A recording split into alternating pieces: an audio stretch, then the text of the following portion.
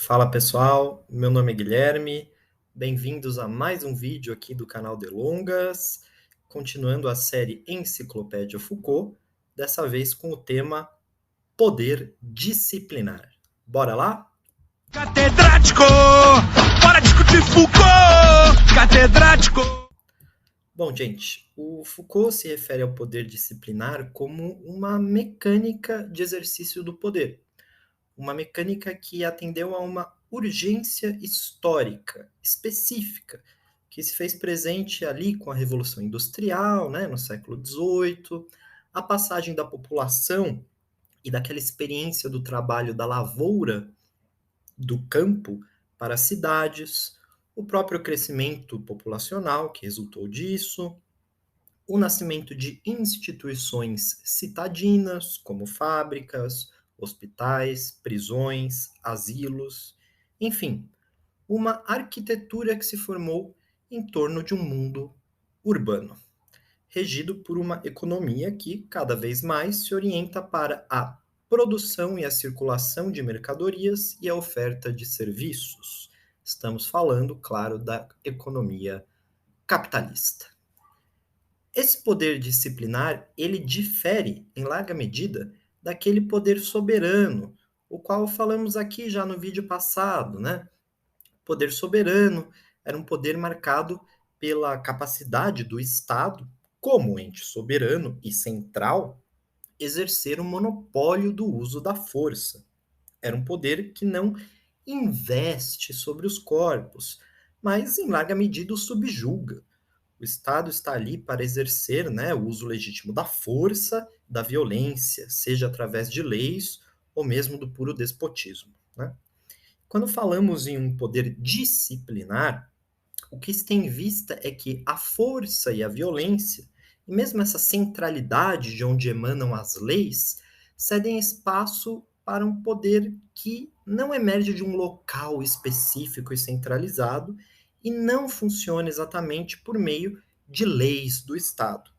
Falamos de um poder que não visa tão somente exercer terror e violência sobre os corpos, mas que, esse sim, investe nesses corpos para que eles se tornem mais controlados, dóceis e, assim, produtivos.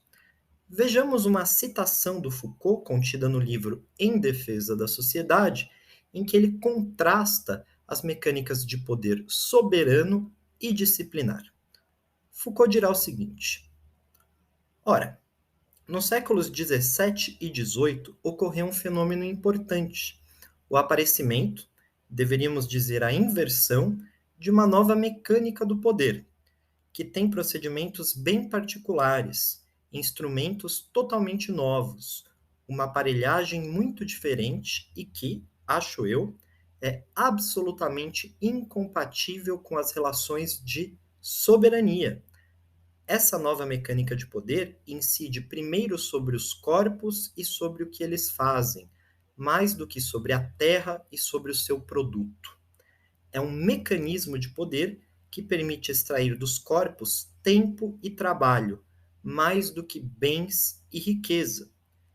É um tipo de poder que se exerce continuamente por vigilância e não de forma descontínua por sistemas de tributos e de obrigações crônicas.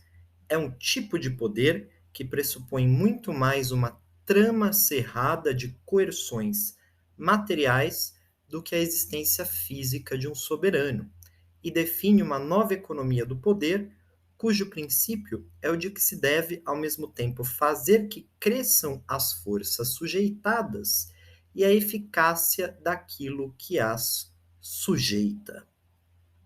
Bom, gente, analisando um pouco essa passagem do Foucault e as mecânicas do poder disciplinar, pensem comigo.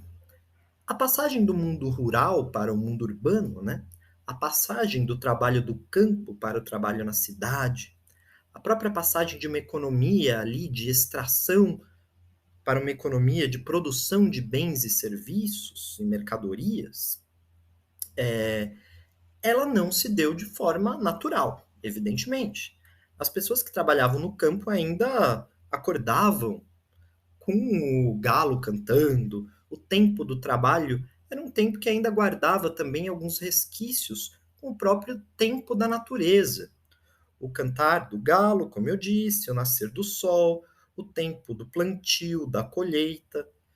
Nós estamos agora falando de um sistema em que o tempo que vale é o tempo artificial do relógio, o tempo da fábrica, o tempo dos espaços urbanos. Imagina como uma pessoa acostumada com isso vai passar, né, acostumada com o trabalho do campo, vai passar agora a ter que ficar com seu corpo ali controlado numa fábrica, por exemplo, tendo que se habituar a trabalhar de 10 a 12 horas por dia, de segunda a segunda, com um tempo de intervalo pré-determinado, hora do almoço pré-determinado. Ora, nessa situação, nessa demanda histórica, foi necessário que o poder se reinventasse. O poder não podia mais atuar de forma simplesmente centralizada e violenta. No lugar de castigos, o poder deve oferecer agora um gerenciamento dos corpos que estão nesses espaços urbanos, como escola, hospitais, presídios e até mesmo quartéis. Um poder que deve investir nesses corpos. Investir o quê? Investir algum conhecimento, um conhecimento que vai fazer com que esses corpos se mantenham ali produtivos. Como fazer com que eles trabalhem mais, rendam mais, não fiquem doentes. Enfim, como esses corpos podem ser melhorados, maximizados de alguma forma. Lembram-se do filme Tempos Modernos, né? Em que a fábrica apresenta ali uma nova máquina que vai permitir que a pessoa almoce e trabalhe ao mesmo tempo? Enfim, é um pouco hiperbólico, né? Mas é mais ou menos disso que eu estou falando. Como retirar o melhor desses corpos, fazer com que esses corpos rendam mais, sejam mais saudáveis, equilibrados, dispostos às atividades cotidianas. Nesse afã, nessa vontade de tornar os indivíduos melhores, o poder disciplinar, segundo Foucault, ele se valerá de três táticas principais, sendo que a primeira delas, o Foucault chamará de vigilância hierarquizada. Nessa tática, trata-se basicamente de fazer com que os processos em cada um desses ambientes que eu mencionei, né, de escolas, hospitais e tal, sejam constantemente verificados. Tudo que se faz deve passar pela observância de um superior, que por sua vez responde a outro superior. É a lógica do controle de qualidade. Você realiza um trabalho, presta conta para o seu chefe, que presta conta para o chefe dele.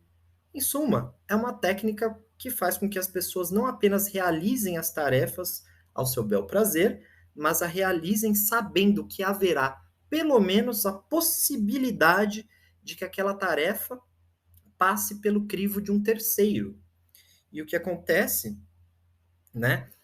Vamos nos questionar. O que acontece se essas tarefas não passam por esse crivo de qualidade? O que acontece se as tarefas ali realizadas não se enquadrem a um padrão de produção? O que acontece se um paciente de um hospital psiquiátrico foge também do padrão ali do tratamento, não responde adequadamente ao tratamento? Enfim, se um funcionário de uma fábrica rende menos que um outro funcionário? Se um soldado em um quartel não é tão obediente quanto os demais? O que acontece se eles não passam pelo crivo ali do controle de qualidade? Nós temos então a segunda tática que o Foucault mencionará a respeito do poder disciplinar, que é a sanção normalizadora. Vejam, sanção aqui não deve ser confundida com castigo exatamente. Sanção normalizadora é uma sanção que visa, como o próprio nome diz, normalizar, tornar normal, tornar padronizado. O objetivo aqui de sancionar, né, de advertir, é fazer com que os desvios sejam controlados, que se perceba desde logo que algo está dando errado, que se advirta, admoeste e se corrija, se reforme aquele erro, certo? Por fim, nós temos a terceira tática do poder disciplinar, mencionada por Foucault, que é o exame. O exame é um processo, né, também constante, de avaliação de pessoas, de medição do que está acontecendo e de diagnóstico. O exame é uma forma de conhecer um problema e sobre ele se debruçar. Vejam, nós somos a todo momento examinados, né, por chefes, por médicos, terapeutas, né? Foucault dirá, inclusive, que quanto mais uma pessoa revela um problema, mais ela será individualizada. O que isso quer dizer, né? Vejam, o aluno que apresenta notas baixas com frequência será colocado numa sala de reforço, com menos alunos. Se ele persistir com notas baixas, ele deverá passar por uma análise psicopedagógica individual, né? Ou seja, quanto maior o grau de desvio em relação à norma, mais você se torna um indivíduo particular, alguém que precisa ser reformado, enquadrado, certo? Por fim, eu gostaria de dar um maior exemplo que eu vejo atualmente desses processos disciplinares no mundo do trabalho, que é o trabalhador uberizado, o fenômeno da uberização. Mas vejam, vocês podem até pensar, né? Mas esse trabalhador, ele não está, na verdade, desinstitucionalizado, né? Ele não seria o trabalhador que trabalha no tempo que quer, como ele quer, né? Ele não sofre esses processos de disciplina, de vigilância, de sanção normalizadora. Vejam, na minha opinião, eu diria o contrário. Para mim, essa forma de trabalho é a hipérbole da disciplina. Por quê? Vejam, esse trabalhador precisa, sim, trabalhar todo dia, com horários extensos, inclusive. Do contrário, ele não sobrevive. E mesmo que ele não seja avaliado ali por um patrão físico, ele é avaliado por todas as pessoas que utilizam o serviço, né? Avaliado como? Com estrelas, aquelas famosas estrelinhas que a gente vai dando ali para o serviço. E se ele não obtiver um número determinado de estrelas, ele simplesmente é expulso ou sofre uma sanção normalizadora dos algoritmos do aplicativo.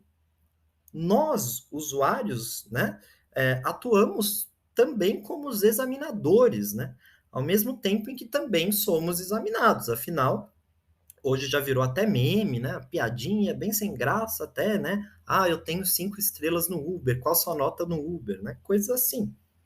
Então vejam que, mesmo em um tipo de trabalho bem contemporâneo, em que as regras, né, de uma fábrica, de uma indústria, não pesam tanto sobre o trabalhador, para mim é nesse trabalho em que a lógica da sociedade disciplinar, normalizadora, vigilante, mais se faz presente. Certo? Bom, foram essas as características que eu quis dar aqui a respeito do poder disciplinar. Espero que tenha ficado claro para vocês. Se puderem dar um like aqui no canal, se inscrever e compartilhar o vídeo, eu agradeço. E nos vemos no próximo vídeo aqui no canal Delongas. Valeu, gente!